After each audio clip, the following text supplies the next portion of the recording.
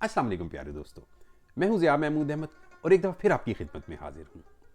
इस सिलसिले की पहली वीडियो में मैंने स्कूल की ज़िंदगी का अहवाल बयान किया था कि कैसे बादशाह खान से तारुफ हुआ और उनके बारे में मेरे जज्बात क्या रहे। अब इस सिलसिले में कॉलेज में पेश आने वाली चीदा चीदा बातें पेश करूंगा।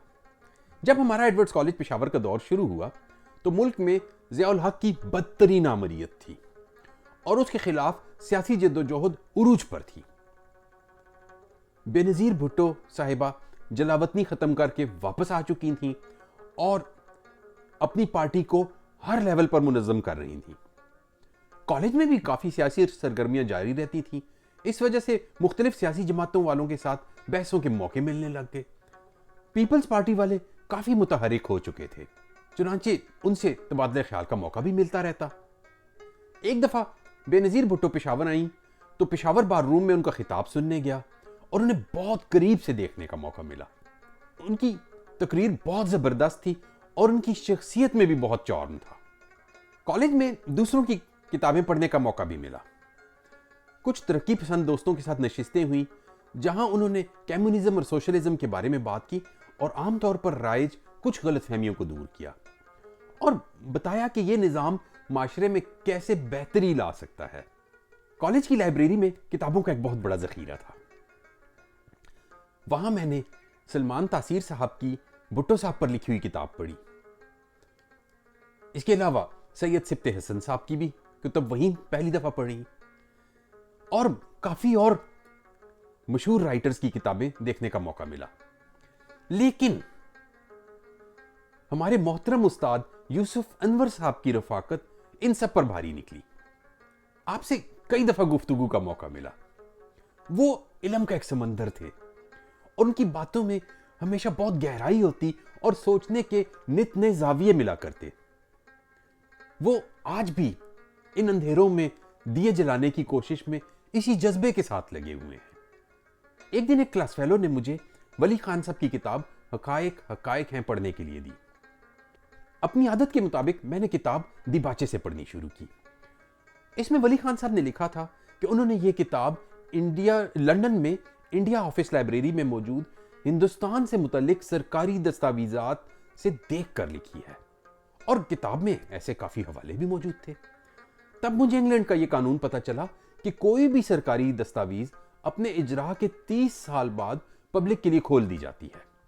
यानी आज की तारीख में कोई भी टॉप सीक्रेट कागज 30 साल बाद हर एक के लिए खोल दिया जाएगा। मैं जैसे जैसे वो किताब पढ़ता गया मुझे अपने पुराने यकीन की बुनियादें हिलती नजर आईं। मजीद तहकीक के लिए मैंने और लिटरेचर ढूंढना शुरू किया और साथ ही अपने दोस्तों और कजन्स से इस मौजू पर बातचीत शुरू की। लेकिन सब ने मुझे जवाब बहुत कम दिए और हंसी मजाक का निशाना ज्यादा बनाया। मैं समझा कि ऐसा रवैया सिर्फ ये लोग दिखा रहे हैं, लेकिन बाद में देखा कि हजरत कायदे आज़म रहमतुल्लाह अलैह के ज्यादातर चाहने वालों के पास जज्बाती बातें तो बहुत हैं, लेकिन हकायक बयान करते वक्त इनकी रूह फना होती है। फिर मेरे उसी क्लास फेलो ने मुझे बादशाह खान की सवाने उम्री मेरी जिंदगी और जद्दोजहद पढ़ने के लिए दी। मैंने जरा मोहतात अंदाज में किताब का मुतालिया शुरू किया। इब्तिदा से ही ये बाकियों से फर्क लगी। पहला झटका ये देखकर लगा कि बादशाह खान ने पठानों के बारे में कहा कि इनमें पैसों की लालच जरा ज्यादा है।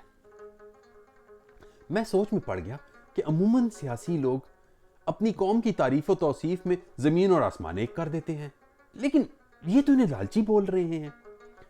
इसके बाद उन्होंने मजीद कई गलतियों की निशानदेही की। मसलन ये कि ये पठान लोग कभी किसी कौमी मकसद के लिए नहीं उठते और समाजी बुराइयां मसलन कत्ल मुकातले और बदल वगैरह का जिक्र करके बताया कि पठान इनका बड़े फख्र से जिक्र करती हैं, लेकिन ये हकीकत में उनको तबाह कर रही हैं। बादशाह खान का पैगाम और तरीका मुझे बहुत सादा सा समझ आया। वो ये कि पहले लोगों की खिदमत करो, उनके दिल जीतो, इसके बाद अपना पैगाम दो। किस्सा मुख्तसर, आपने पठानों को पुरअमन सियासी जद्दोजहद की अफादियत समझाई और फिर इसका अमली तरीका सिखाया। बाद में मैं जैसे जैसे उनके बारे में पढ़ता गया मैंने देखा کہ ان کی سوچ عام لوگوں سے بہت فرق تھی۔ آپ نے شروع سے ہی سماجی مسائل اور برائیوں کے خلاف آواز اٹھائی، ایک عظیم تعلیمی تحریک شروع کی، لوگوں کو مثبت سرگرمیوں کی طرف بلایا۔